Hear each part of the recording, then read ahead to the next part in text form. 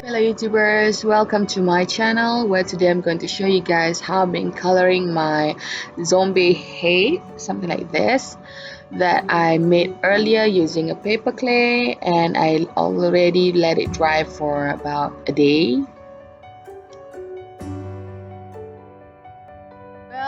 Usually I am using green for the skin and a red for the brain, and I just play around with the gradient and tone to make it more realistic.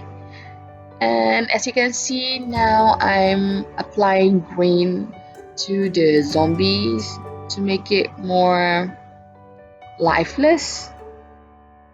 I also use a lot of yellow, brown, and dark green as their skin tone.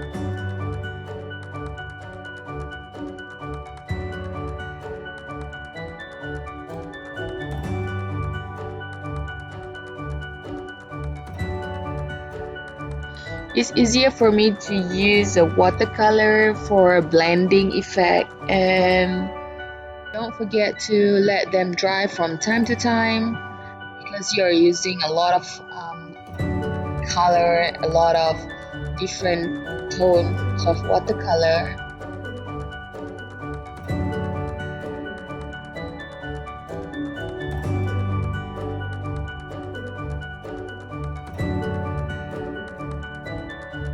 Still blending. It's like makeup, you guys. You have to blend. The key is to blend. And as you can see, for the eye socket, I usually use a black or red color to make it more depth. Okay, after finish coloring the skin, I'm gonna let my zombie dry for a little bit before I start coloring the brain. Okay, the reason why I have to let it dry first is because I don't want the green and the red to smudge each other and make it more ugly. Okay, don't worry too much if you color terkeluar daripada brain dia, sebab it's going to make it more realistic. The blood dripping from the head, you know, it doesn't have to be perfect, so don't worry. And I enjoy making my zombies. It's kind of therapeutic for me. Well, and if you already bought one of these babies from me, I would personally like to thank you guys for being supportive and encourage me to do more of this thing. There, aren't he gorgeous? And I'm taking black for the eye socket. Yes, you just don't worry too much, just color them and try to make as thin as possible to make the line of their mouth. Brushing off my zombies and try to smudge it a little bit to make it more realistic.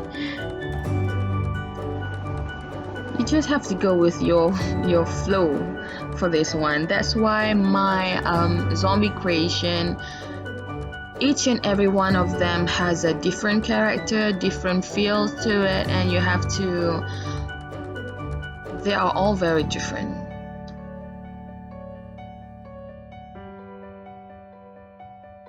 Once you finish with the head and the brain, let dry for a little bit before we start adding an eyeball. Take a leftover clay that I have and measure it into my zombie head. I put a glue on it and I just push the eyeball right into the socket.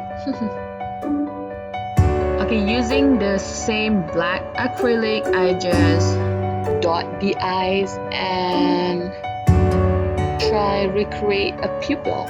Okay, so basically your zombie is done. You just have to let it dry for a little bit, put a glaze on it, let it dry again, and you're done. I hope you guys get inspired by this video, and don't forget to leave thumbs up and subscribe. Thank you for watching.